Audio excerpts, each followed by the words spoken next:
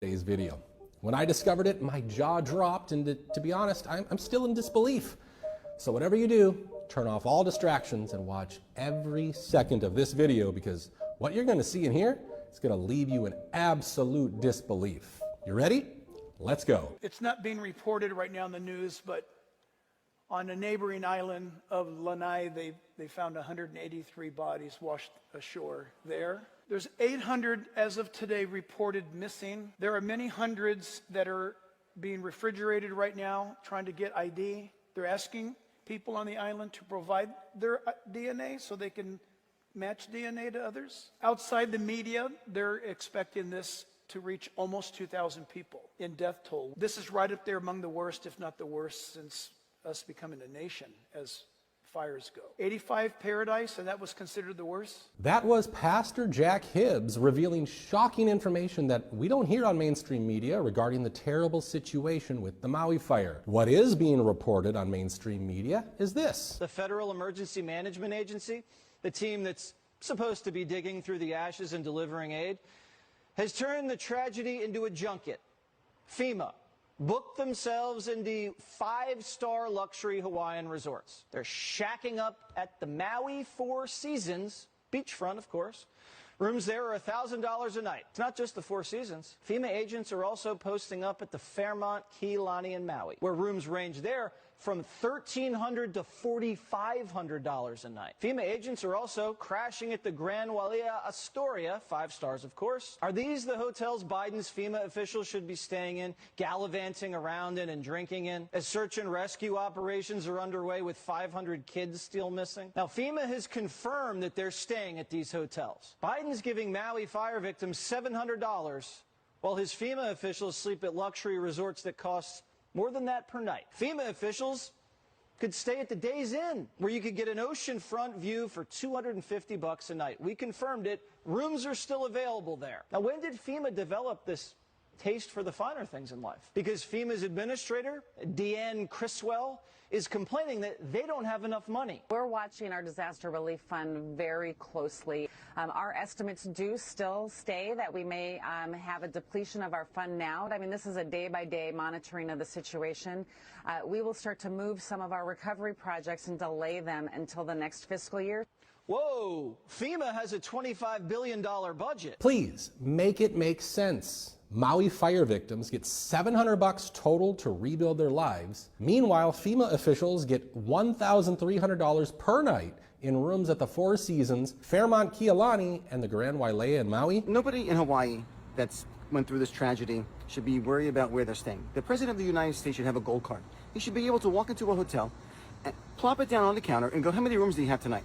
And we need more rooms. Then you go over to the concierge and you go, hey, in case you don't know me, I'm the President of the United States.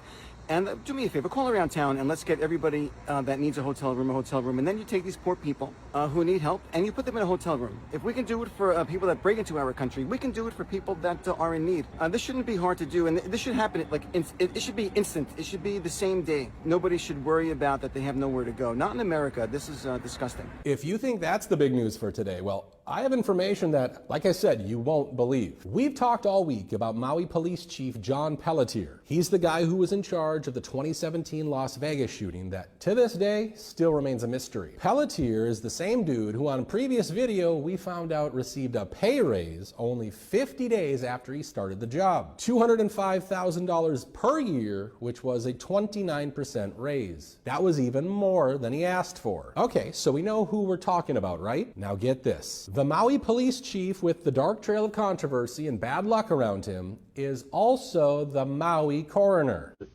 I got to tell you, I met with them. I'm also the coroner, for those that don't know that. How convenient. Oh, but it gets worse. HB 869 was a bill that passed on January 23rd of this year, just 1 month after Josh Green took office. But what does HB 869 say? What does it do? Well, the very first section, Section 1, states, the legislature finds that coroners should be separate from law enforcement and free to make independent judgments when investigating deaths. Wow, just Wow! It also says, under current state law, the chief of police for a county serves as the coroner if the county does not have a medical examiner. Making coroners independent from law enforcement will promote transparency, avoid conflicts of interest, and encourage more confidence in coroners' rulings. Remember, Maui Police Chief John Pelletier told reporters that the fire had melted metal, making the remains extremely difficult to identify. When we find these,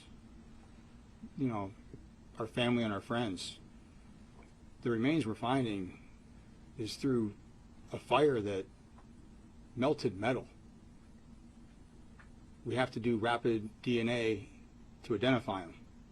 With Pelletier both being in charge of the police department and in power of the investigations of the deaths, there certainly seems to be a sinister conflict of interest here. He knows exactly how many children are missing. After all, we're talking about families living in a small 5.7 square mile area. He can certainly figure out how many children were living in each home. Matt Wallace tweeted, "What are the chances that the same guy would be chief of police in two completely different states for both the deadliest mass shooting in U.S. history, Vegas shooting, and also the deadliest wildfire, Maui fires, in over 100 years in the U.S. With nearly 500 FEMA personnel on the ground in Maui, along with 270 Red Cross workers, 400 Hawaiian National Guard members, and close to 200 U.S. Army reservists, there is no way that they are still not aware of the numbers. No way." Will Kane provided his explanation as to the missing children reports, or lack thereof.